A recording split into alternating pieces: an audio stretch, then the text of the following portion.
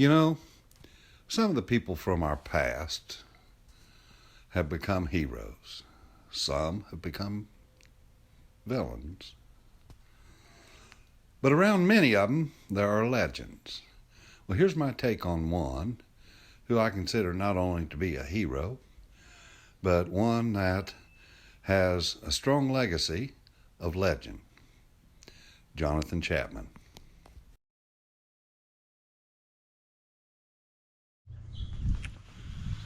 To me, Johnathan Chapman was an interesting fella.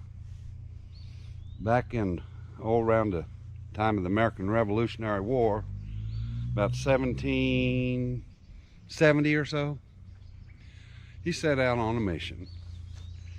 He was a believer in the Swedish tradition that all things in nature are good and should be left alone. Wouldn't harm a mosquito. He decided he was going to spread that word. But he also had another little quirk. He wanted to make sure that people had what they needed as they started to explore the frontier. So what he did is, Johnathan kept with him a bag, and in that bag were seeds. He'd take those seeds and he'd go in the direction that he thought people were going to be traveling. In that bag were apple cider seeds, the trees that grow apples for cider. You see, the water wasn't always good.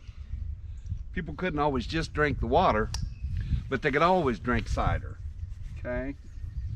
So he started out, around Pennsylvania, I believe. Made a trip up north as they were going that way, all the way up to Ontario, long way. He was planting those apple cider trees. He made it north, and then he decided he was going to head west, because the westward expansion started after the Revolutionary War. So what he did is he went on out into Indiana and Illinois, and he would get ahead of the pioneers, and he would plant nurseries just full of those cider trees. And along the way, he got along well with the Native Americans, the Indians we called them. Would always relate to them real well, because, as you know, the Indians, they lived with nature also. And along the way, all of the settlers remembered him as being a very, very kind man. He made it out to Illinois and the edge of Indiana, and that's where he died. So he made it that far, okay? And the reason why I'm telling you that is because he didn't make it here to Missouri, okay? We don't have a lot of apple trees around here. Apple's pretty good wood. It's fruit wood, so you can make all kinds of cutting boards and things like that with it. If you get one big enough, the wood that grows in the trunk is pretty, and it's really good for turning on the lathe. So, in memory of Johnathan, better known as Johnny Appleseed, I'm gonna take this opportunity to put that apple tree there on the ground and see if I can harvest that trunk out of it. Maybe a few of the bigger limbs. I think it might make some right good woodworking wood. So I'll put you on time lapse And I'm gonna put that thing on the ground and see if I can save it. Hate to let good wood go to waste. I think Johnathan would approve.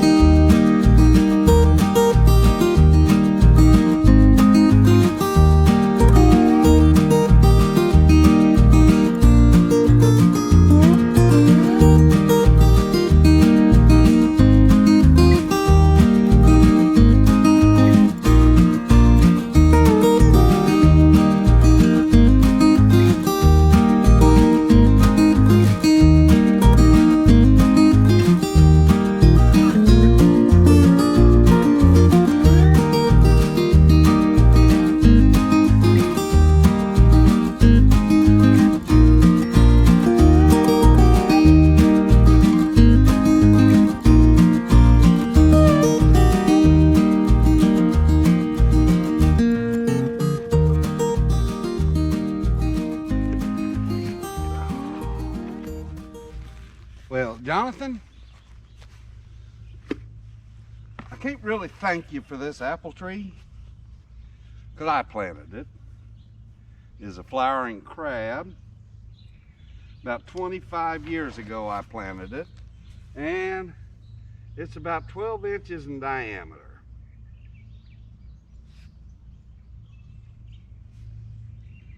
Yep, about 11 to 12 inches in diameter. Has pretty wood.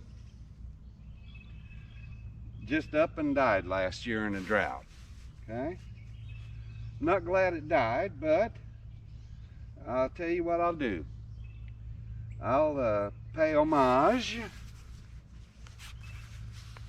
and I'll make sure that this turns into something useful, something that people can enjoy long after I'm gone.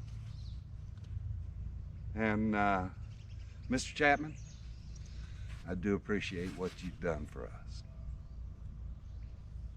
Thank you. Hello, champ, come here. Come on, buddy. Get up here, come on. Come on, come on, you can make it. I know you can. A little more, oh. Look at that, he brought his own fountain. There you go, buddy. There you go. All right. See you later.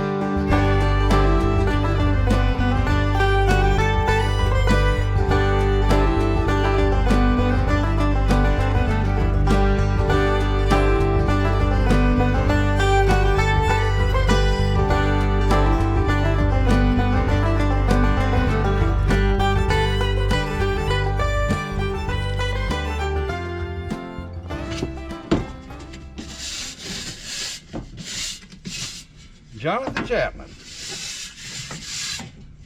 Maybe I can give you just a little bit of information about why he was so popular. You know, the settlers, they didn't have a lot of room to carry around equipment with them when they traveled. They didn't have room to pack up a still for the most part. So they couldn't really distill any spirit like whiskey. They couldn't really bring wine-making kits with them, although some did. Wasn't the most popular thing. Anyway, what was popular was fermented fruit juices. Okay?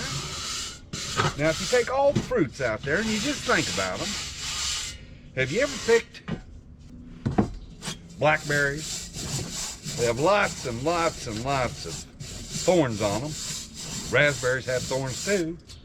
Gooseberries, they got thorns.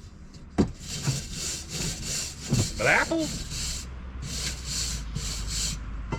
you can pick a bush of apples in the amount of time it takes you to pick a quart of blackberries, if you can find the blackberries. So with Johnathan getting ahead of everybody and getting out there and planting those crab apple trees or cider apple trees, there was lots and lots of apples to be had, all gathered up in little groves.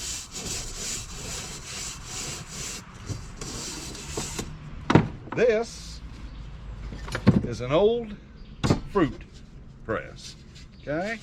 Don't know if you can read it or not, but it says Juicy Fruit Press right there, okay?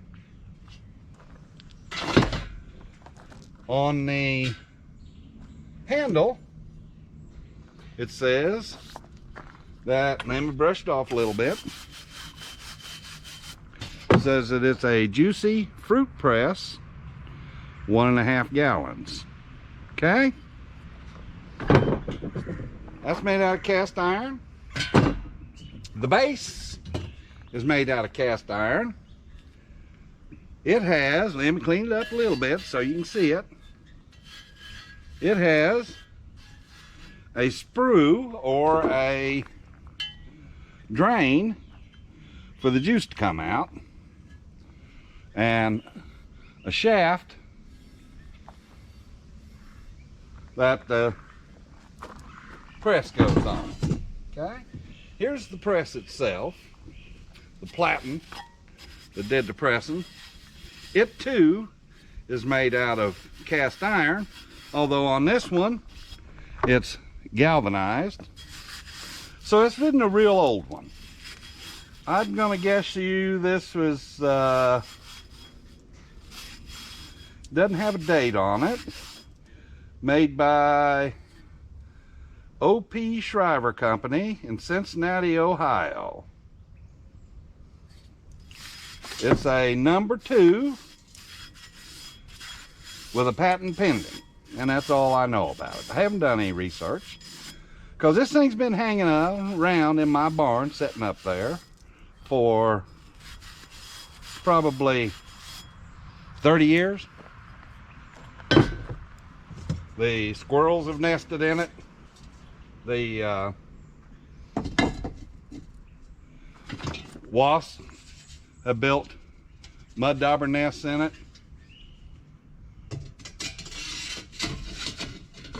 And I think it can probably be restored.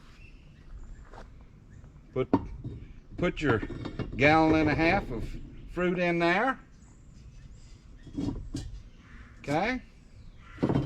Put your screw on there.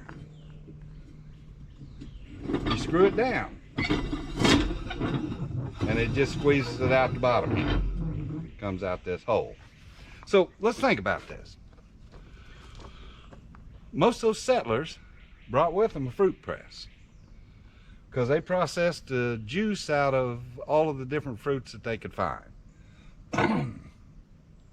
They drink that juice, but they had to drink it just about when they processed it, because most of them would ripen in the summertime. The cider apples, on the other hand, would ripen in the fall. Okay. Now what they do is, if they wanted sweet cider and it to be really easy to squeeze, they'd wait till after the first frost hit them. Okay? Good hard frost into a freeze. Then the fruit would be nice and soft, still be retaining its juice, and they could just cut them into quarters. Wouldn't even have to cut the cores out of them. Fill this thing full, squeeze them. Cut up another batch and squeeze them. Now, if they wanted it to be light and not have a lot of color in it, they would filter out the squeezins that came through. But if you wanted it full bodied and have a good flavor and still taste like apples, a lot of them just left it in. Okay? The second thing was that those cakes that were left in the press afterward could be used for cattle feed, and they would keep for a long time. So they'd save those till the winter, whenever the horses or the cows needed a good jolt of energy. They'd feed those cakes to them. But the real legacy is that because of what Johnathan did, he gave them the opportunity to make what's known as hard cider. Hard cider has an alcohol content between about 1.5% and let's call it 8%. Okay? If you add sugar to it, you can get more. But sugar was a mighty expensive commodity back then. So they'd squeeze it down and they would allow it to ferment, because fermentation was easy. Just so happens that crab apples and cider apples have their own yeast, and they would ferment easily.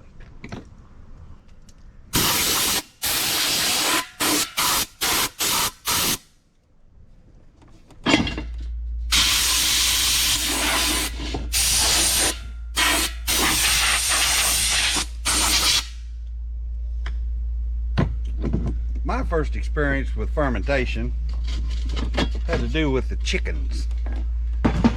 We had a silage bin, and that silage bin had in it corn. Okay? Cut the corn in the fall, pack it in using the tractor, get it packed down just as good as we could, and then we'd take it and cover it with a tarp. It'd sit there and bake underneath the sun, and the juices would run out into a little ditch down there in front of it. Chickens would come along and they'd drink out of that. And one day went down there, me and my little brother were looking around, and them chickens are just acting crazy. I mean, they're not chasing each other, they're barely able to walk, and a whole bunch of them just sitting around waving their heads. Some of them even laid their heads over sideways. And I knew immediately what it was, because you see, I'd watched a lot of Western movies back then, and I put two and two together. Folks didn't talk a lot about drinking and drunks around my house, but I knew what it was. I knew it was the effects of fermentation. So to wrap this all up, I'm going to just say that the American legacy, as it relates to Johnny Appleseed, was that he enabled the settlers to survive, because fermented cider, hard cider, would keep for a long, long time. They had crock bottles, jugs that they would keep it in. A lot of the ones you see from back then, if they're old enough, they were for cider. The barn dances, square dances, hootenannies, shindigs, all those community get-togethers had their share of hard cider. That was the drink of choice, all enabled by Johnathan Chapman. Appreciate you watching.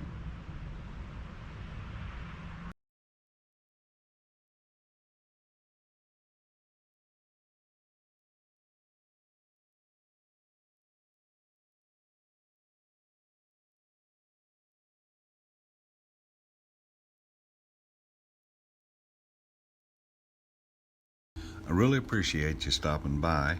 If you don't mind, would you go ahead and poke that like button? Thank you.